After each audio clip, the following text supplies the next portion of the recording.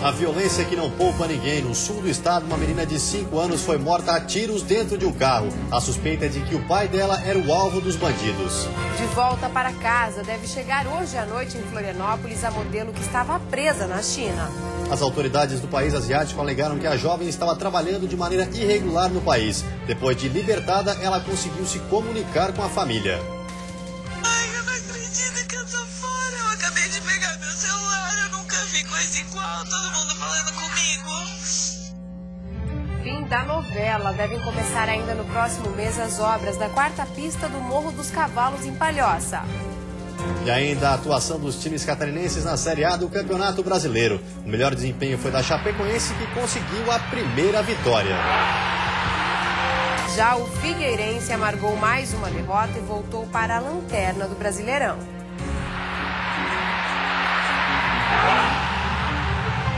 O Band Cidade desta segunda-feira já está no ar.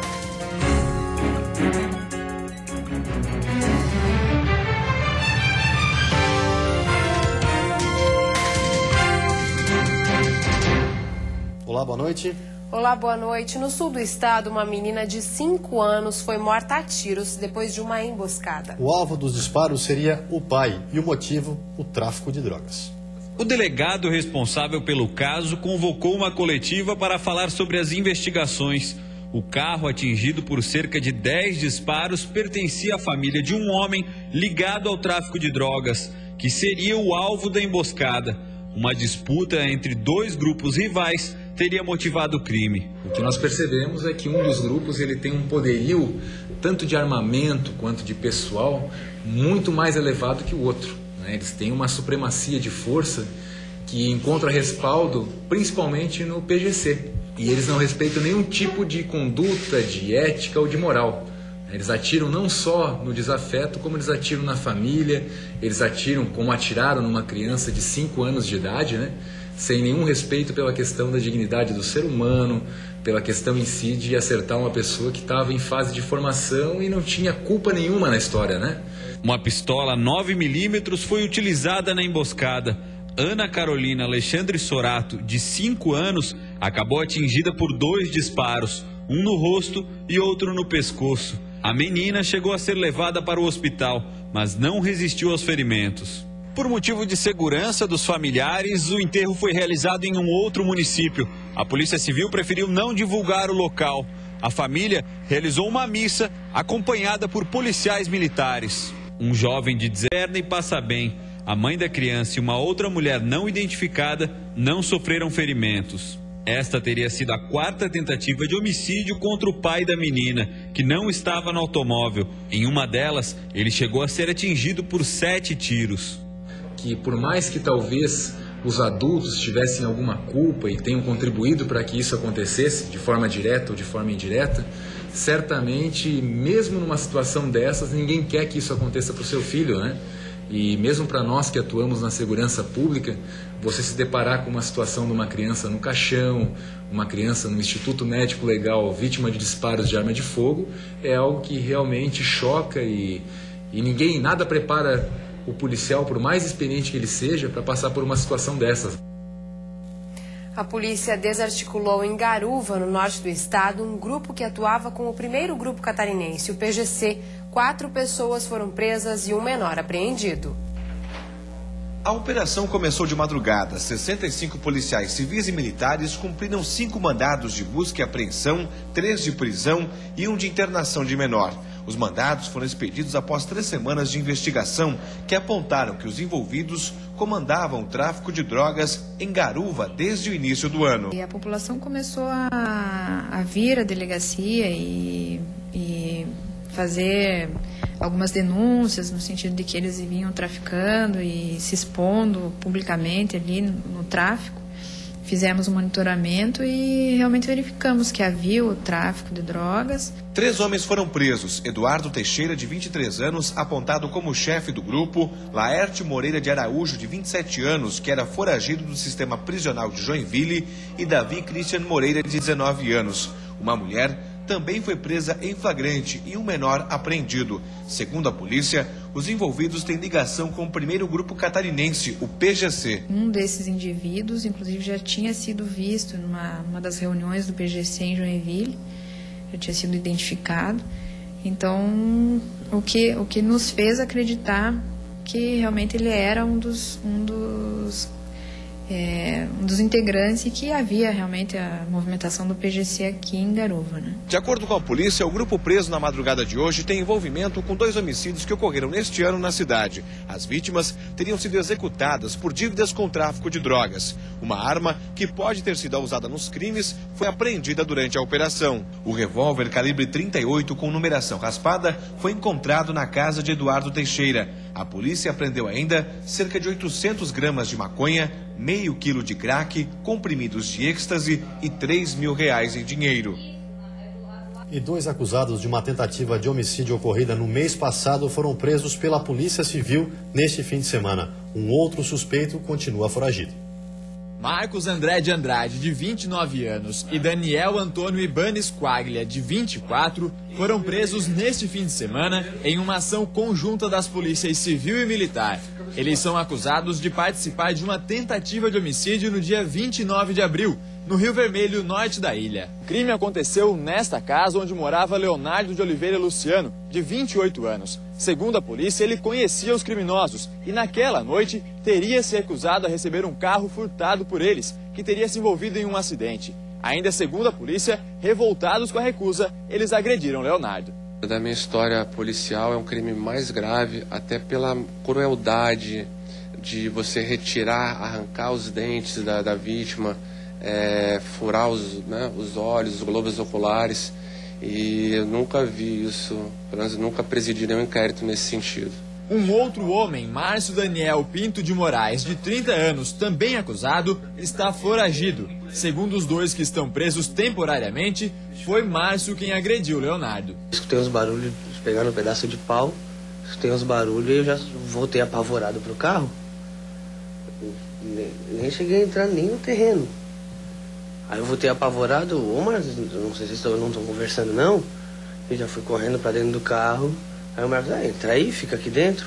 Leonardo está no Hospital Celso Ramos, na capital, e já passou por mais de 10 cirurgias. Ele continua internado em coma induzido. E a seguir, sem previsão de acordo, greve dos servidores municipais de Joinville completa uma semana. Educação e saúde são as áreas mais prejudicadas. E ainda de volta ao Brasil, deve chegar ainda hoje a Florianópolis, a modelo brasileira que estava presa na China.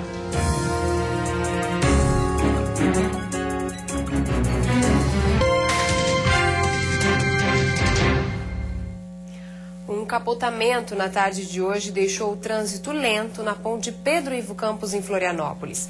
O acidente ocorreu por volta da 1h30 da tarde na ponte que dá acesso à ilha. Câmeras de monitoramento da Polícia Militar registraram o capotamento do veículo, que acabou envolvendo outros 2 carros. 3 pessoas estavam dentro do carro que capotou, mas não houve feridos graves. O trânsito ficou lento no local e também na via expressa.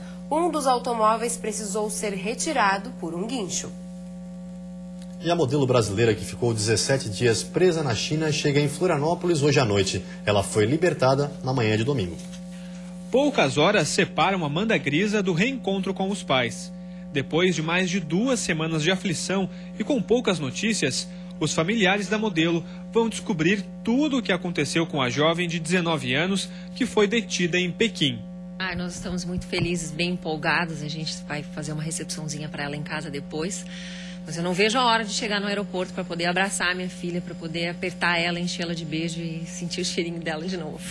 Amanda Grisa ficou 17 dias presa e em nenhum momento pôde usar o telefone. A primeira reação da modelo após ser libertada foi enviar uma mensagem de voz para a mãe, através de um aplicativo de celular. Ai, eu não acredito que eu tô fora. Eu acabei de pegar meu celular, eu nunca vi coisa igual. Todo mundo falando comigo. Eu tô indo. E quando der eu falo contigo, tá? Beijo, te amo muito. Eu tô indo pro aeroporto agora. Beijo. Por telefone, Amanda contou aos pais que passou por momentos muito difíceis e disse que alguns policiais chineses foram agressivos. Ela vai estar muito eufórica, acredito que ela vai chorar muito também, porque ela passou por uns momentos de aperto lá, principalmente nos 2 primeiros dias. Ela disse que quando elas foram transferidas para a prisão, ela deu graças a Deus porque ela só queria dormir. Elas passaram muitas horas, acredito, sendo muito pressionadas e maltratadas. Ela falou assim que era um horror, que foi dias de terror, mas assim, os detalhes bem certinhos a gente vai saber quando ela chegar aí hoje à noite, né? Amanda Grisa foi presa em Pequim no dia 8 de maio por estar com passaporte com visto para negócios, que não permite trabalhar na China. Cerca de 60 modelos de diferentes países passaram pela mesma situação e algumas ainda continuam detidas. Antes de entregar o celular à polícia, Amanda conseguiu enviar algumas mensagens de voz para os pais e contar um pouco do que estava acontecendo. Pai, todas nós somos tipo 40 modelos, nós estamos todos num ônibus indo, sei lá pra onde, pra cadeia, etc. Estamos levando com a polícia escoltando. A previsão é que Amanda chegue às 9 horas da noite no aeroporto de Florianópolis e depois siga para a casa dos pais em Balneário Camboriú. Falta de acordo. Em Joinville continua o impasse entre o Sindicato dos Servidores Municipais e a Prefeitura. A greve, que atinge vários setores, completou uma semana. A greve completou uma semana. Os setores mais afetados em Joinville são a educação e a saúde. Em algumas escolas municipais, as aulas foram remanejadas. 2 postos de saúde foram fechados por falta de funcionários. O mesmo aconteceu hoje com 80 leitos do Hospital São José. As cirurgias eletivas estão canceladas. Desde quinta-feira, 75 procedimentos deixaram de ser realizados. O sindicato reivindica a reposição da inflação, ganho real de 8% e melhorias no Vale Alimentação. A Prefeitura garantiu o reajuste inflacionário e aumento de 20% no Vale Alimentação, que seria ampliado a demais servidores. Como a proposta foi rejeitada, o governo entrou com ação no Tribunal de Justiça de Santa Catarina. O Tribunal de Justiça definiu que nos serviços essenciais, que são educação e saúde, o serviço deve ser mantido, 40% dos servidores devem ficar nos postos de trabalho. Acontece que a Prefeitura não ficou satisfeita com essa decisão, recorreu ao Tribunal de Justiça solicitando que pelo menos 100% do atendimento seja garantido na área essencial, que é a saúde. O sindicato afirma que ainda não foi notificado. O presidente da entidade acusa o executivo de ter omitido documentos que influenciaram na decisão da Justiça. A Prefeitura omitiu pelo menos 2 ofícios do sindicato em que a gente oficializava a Prefeitura do estado de greve e da paralisação da semana passada. A Prefeitura omitiu essas peças, induziu o magistrado ao erro. Nós estamos aguardando a oportunidade do sindicato fazer sua defesa. O governo e o movimento sindical também divergem sobre a adesão à greve. A Prefeitura calcula que a paralisação tem um apoio de 10% dos servidores. O sindicato garante que esse número é bem maior e chega a 50% do quadro de efetivos. No ano passado, a greve dos servidores de Joinville durou 12 dias. Dessa vez, o impasse pode se estender ainda mais. Embora a mesa de negociação ainda está aberta, ainda para discutir com o sindicato, mas a gente espera que os grevistas tenham um pouco de sensibilidade com o momento atual da Prefeitura, que chegou no seu limite. Então a Prefeitura precisa parar com essa guerra de informações e assumir uma posição mais propositiva e objetiva para pôr fim à greve. E hoje o Tribunal de Justiça determinou que todos os servidores das áreas da saúde e educação retornem ao trabalho. A sentença amplia a que foi concedida em primeira instância na semana passada, que previa manutenção de 40% do efetivo. A decisão estabelece multa de R$50 mil ao sindicato dos servidores de Joinville em cada dia de descumprimento da ação. A entidade informou que ainda não foi notificada. E depois do intervalo tem futebol. Pela Série A, o empate do Criciúma, que subiu para a 12ª posição. E a decepção para o Figueirense, dessa vez diante da torcida. E pela Série B, o Joinville, jogando em casa, empatou com o Vasco e continua na vice-liderança. Já o Avaí foi derrotado em Minas Gerais e caiu para a 15ª posição.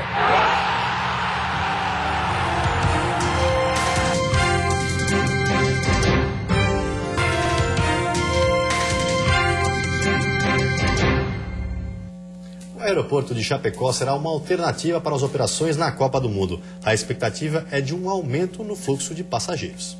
O Serafinha Nos Bertazzo está autorizado pela Agência Nacional de Aviação Civil para receber voos alternativos durante a Copa do Mundo.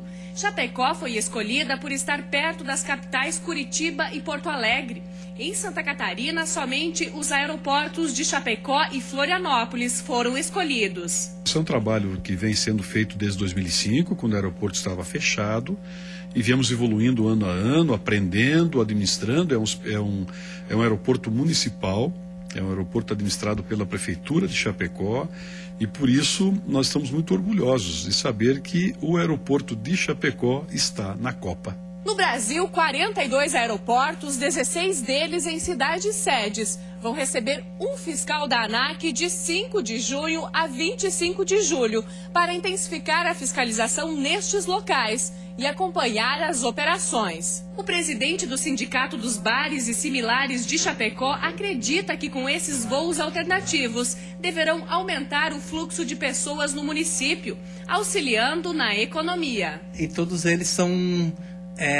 eles comportam os turistas, né, principalmente do turismo de negócios e eventos de Chapecó. O aeroporto de Chapecó recebe mensalmente mais de 30 mil passageiros do oeste catarinense, sudoeste do Paraná e o noroeste do Rio Grande do Sul. A terça-feira vai ter nevoeiros ao amanhecer, com presença de sol no decorrer do dia. Temperaturas amenas. A mínima deve ficar em 5 graus na Serra e a máxima em 22 na Grande Florianópolis, Vale do Itajaí e litoral norte do estado. Já no Planalto Norte, mínima de 9 e máxima de 16. No oeste e sul, máximas entre 18 e 19 graus. E agora o futebol. Pela Série A, o Criciúma empatou em 0-0 com o Atlético Mineiro, fora de casa, e subiu para a 12ª posição com 8 pontos. Já a Chapecoense, sem Gilmar Dalpozo, venceu a primeira na competição. E o Figueirense decepcionou de novo, dessa vez diante da torcida. Depois de 6 partidas longe de casa, foram 42 dias de espera, o Alvinegro jogou no Orlando Scarpelli e com um belíssimo gramado. A torcida esperava uma vitória. Ela tiraria o time da zona do rebaixamento. Mas o que viu foi exatamente o oposto. Aos 4 do primeiro tempo, Davi cobra a falta. O zagueiro Jackson pula e foge de cabeça. Entramos desligados, acho que com 4 minutos tomamos o primeiro gol para correr atrás depois. É difícil, cara, se fecharam. Mas segundo tempo criamos, faltou o gol. Na Arena Condá, o primeiro jogo sem Gilmar Dalpozo após quase 2 anos. E quem comandou a chave contra o Palmeiras foi Celso Rodrigues. E ele viu a equipe abrir o placar no finzinho do primeiro tempo. Fabiano cruzou e Thiago Luiz fez. No início da etapa complementar, Fabiano chutou de fora da área, a bola desviou na zaga e Dedé com categoria marcou. 2-0 e alívio para a torcida do Verdão do Oeste. A Chapecoense com 5 pontos está agora na 18ª colocação, ou a vice-lanterna. Foi mais na base da conversa porque não tivemos tempo para nenhum tipo de treinamento. Tivemos somente no sábado pela manhã, então é muito pouco tempo para te passar para os atletas aquilo que tu pensa em relação ao jogo. Visa enfrentar uma equipe muito difícil, uma equipe qualificada, uma equipe que tem camisa, tradição, mas assim, nossa principal preocupação, a minha e da comissão técnica, é em relação à autoestima dos atletas. E pela Série B, o Joinville, jogando em casa, empatou 100 gols com o Vasco da Gama. O Jack continua na vice-liderança com 14 pontos. E o Avaí foi derrotado pelo Boa Esporte em Minas Gerais e caiu para a 15ª posição. Veja como foi. A zaga do Avaí bate cabeça e Diego aproveita para invadir a área e chutar cruzado no canto de Wagner, abrindo o placar para os mineiros. No apagar das luzes, Michel Douglas se livra da marcação e bate para fechar o placar. Final, Boa Esporte 2, Avaí 0.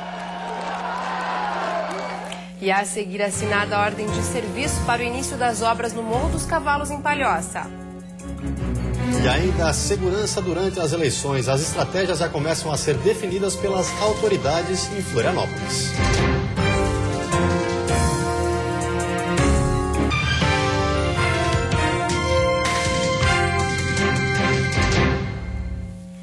Fim da espera, assinada a ordem de serviço para o início das obras no Morro dos Cavalos, em Palhoça. Com a licença de instalação liberada pelo IBAMA, o governo federal prevê a chegada das máquinas no local já no próximo mês. O único documento que faltava foi liberado pelo IBAMA na sexta-feira. Ele estava atrelado às condições impostas pela FUNAI, já que a região é indígena.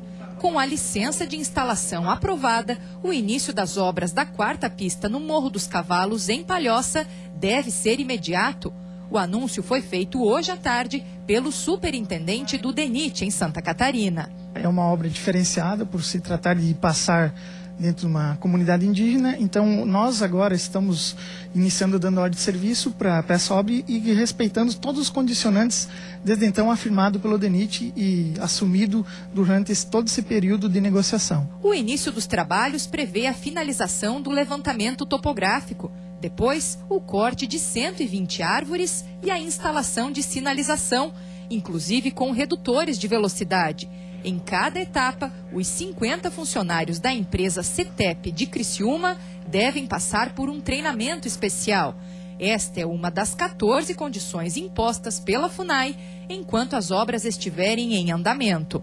Para realmente ter um convívio da melhor forma possível com os indígenas que a gente vai estar trabalhando dentro da área deles, né? Então, o treinamento é para isso, é para o convívio com os índios. A duplicação da BR-101 na altura do Morro dos Cavalos deve ocorrer em 3,4 quilômetros e vai custar ao governo federal quase R$6.300.000. A previsão para a conclusão do trabalho é 6 meses, mas o DENIT já adiantou que pretende entregar a obra antes da próxima temporada de verão. A 4ª pista no Morro dos Cavalos é uma solução temporária, sugerida pelo próprio DENIT, enquanto o projeto de construção de 2 túneis não sai do papel. O assunto vem sendo acompanhado pelo Ministério Público Federal e deve voltar a ser discutido em audiência na Justiça Federal no próximo dia 30 deste mês. Falta pouco mais de 5 meses para as eleições que vão eleger presidente, deputados, senadores e governadores. Na capital, as autoridades de segurança se reuniram hoje para garantir as estratégias. A reunião aconteceu na sede da Justiça Eleitoral em Florianópolis. O secretário de Segurança Pública de Santa Catarina, representantes das polícias civil, militar e federal expuseram as medidas a serem tomadas. A principal preocupação deste ano é com as manifestações que atingem o país. Se acontecerem no dia das eleições no estado, haverá intervenção. Nós ficamos permanentemente em vigília de qualquer manifestação que possa vir contrário à execução do plano do calendário eleitoral para as eleições do corrente ano. As polícias em Santa Catarina vão trabalhar em conjunto. A diferença deste ano é que as pessoas presas cometendo crime eleitoral não serão levadas à sede da Polícia Federal como de costume.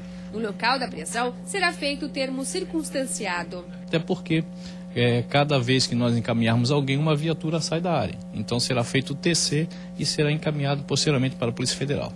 É crime no dia das eleições fazer uso de alto-falantes e amplificadores de som com propaganda política, realizar comício ou carreata, boca de urna e a divulgação de qualquer espécie de propaganda de partidos políticos e candidatos. As detenções variam de 6 meses a 1 ano, com alternativa de prestação de serviços comunitários e multa que pode chegar a R$15 mil.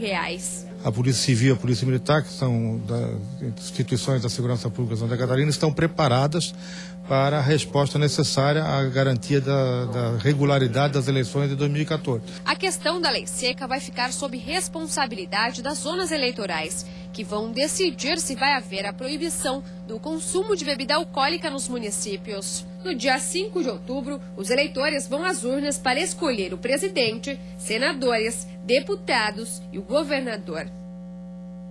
Vamos ver como está o trânsito ao vivo aqui em Florianópolis.